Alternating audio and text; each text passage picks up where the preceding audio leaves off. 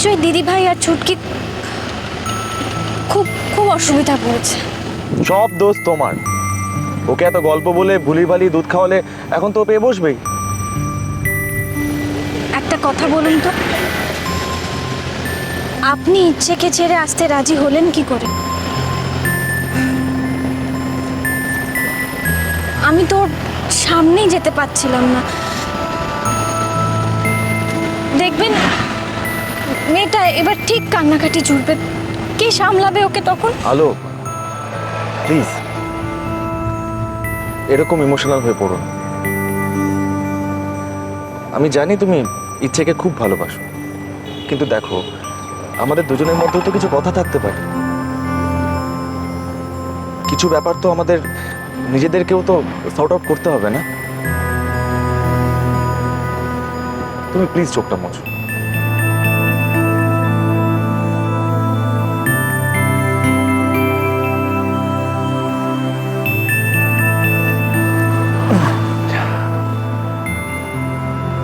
এই নাও ধরো।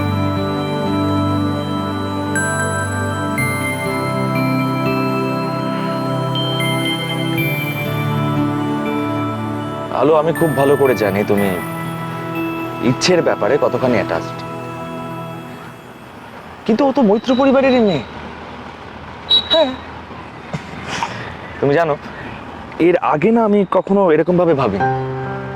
ইনফ্যাক্ট কিছুদিন আগে হলেও আমি হয়তো ইচ্ছেকে বাড়ি ভরসায় রেখে আসতে পারতাম, ওকে নিয়ে আসতাম। কিন্তু তুমি আসার পর থেকে কেন জানি না আমি এ বাড়ির লোকেদের আরো নতুন করে চিনতে শিখেছি, আরো ভালো করে জেনেছি। বড় বৌদি যে ওরকম নরম স্বভাবের মানুষ এটা না আমি আগে কোনোদিন জানতাম না। তুমি বলতে পারো এখন আমি অনেক নিশ্চিন্ত ইচ্ছের ব্যাপারে। আমি আসলে সেভাবে বলতে চাইনি।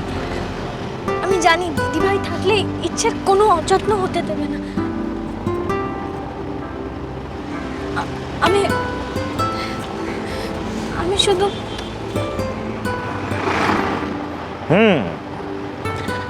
মিস করছো তো? দাদা গাড়িটা বাঁদিকে দাঁড় করাবেন একটু, চা তেষ্টা পেয়েছে আমাদের।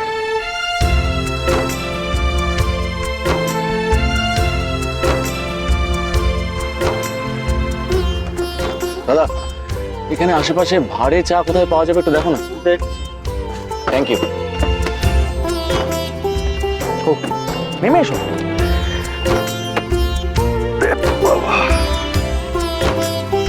দেখে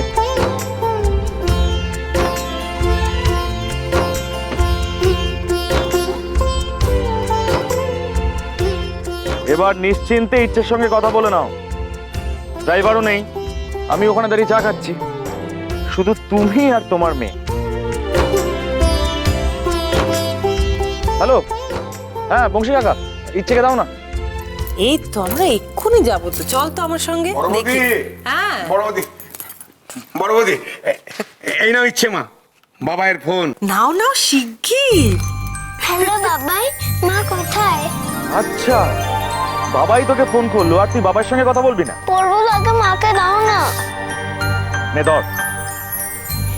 নিন আপনার মেয়ে। ইচ্ছে, তুমি কেমন আছো? তুমি ঠিক করে খাওয়া দাওয়া করছো তো? বড় মাকে জ্বালাচ্ছ না তো? বড় মা আজকে আমার হোম টাচ করিয়ে দিয়েছে। শোনা মেয়ে আমার।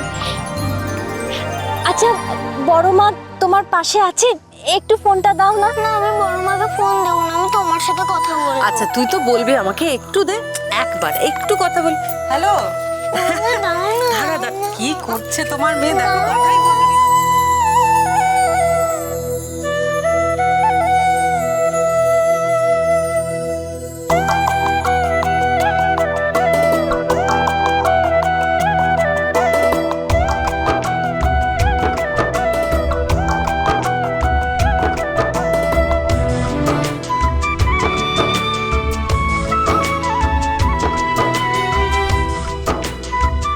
যাক বাবা, এবেলায় সমস্ত বেলুন ফেলুনগুলো খুলে ফেলি, কখন আবার দিদিমণির মেজাজ গরম হয়ে যায় কে জানে।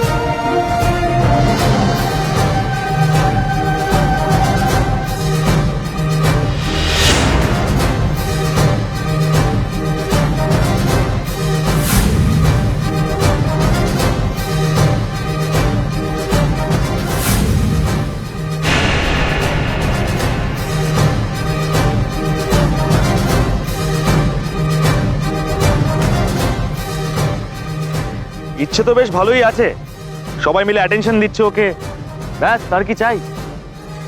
এবার তোমার মুড ভালো হয়েছে তো, চলো যাওয়া যাক।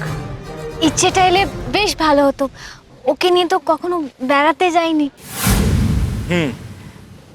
আচ্ছা আমি প্রমিস করছি, এবার বাড়ি ফিরে গিয়ে ওকে নিয়ে বেরোনোর আর একটা প্রোগ্রাম করবো আমরা। আসলে ওর ট্রিটমেন্টের জন্যই তো দুমদাম করে বেরোনো সম্ভব হয় না। চলো।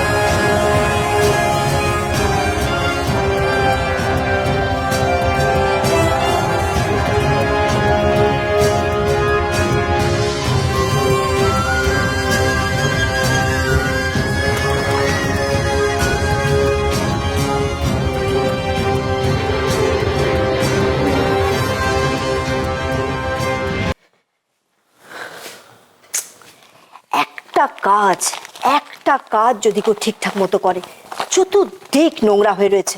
ভোলা, ভোলা, আগে বলুন। কি হচ্ছেটা কি? হ্যাঁ, রিসোর্টের একটা কোনাতে আমি কোনো রকমের কোনো নোংরা চাই না, ঠিক আছে? গেস্ট আসবে। আর টাওয়ালগুলো রোদে রোদে শুকোতে দেওয়া হয়েছে। এক্ষুনি যাচ্ছি। এখনো যাচ্ছে? যা বাবা যা, তাড়াতাড়ি কর। যাচ্ছি। ইয়েস। হ্যাঁ, বলছিলাম যে এই রিসর্টে বুকিং আছে আমাদের। এক মিনিট, এই যে রিসিট কপিটা দাঁড়া। সৌরভ মৈত্র, তোমরা কলকাতা থেকে এসেছো, তোমাদের রুম রেডি, হানিমুন সুইট। তো তোমার বউ কোথায়? এই তো আলো, আলো মৈত্র। হাই আলো, এক মিনিট।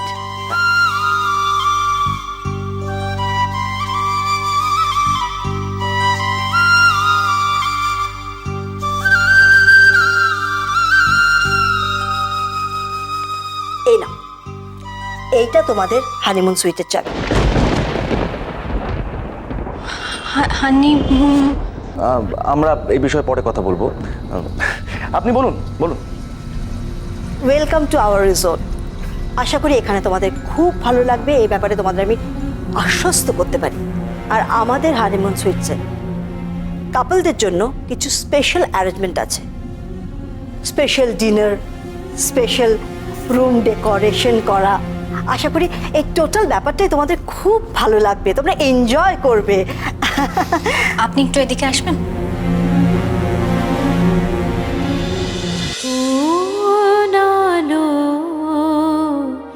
লাগলো চোখে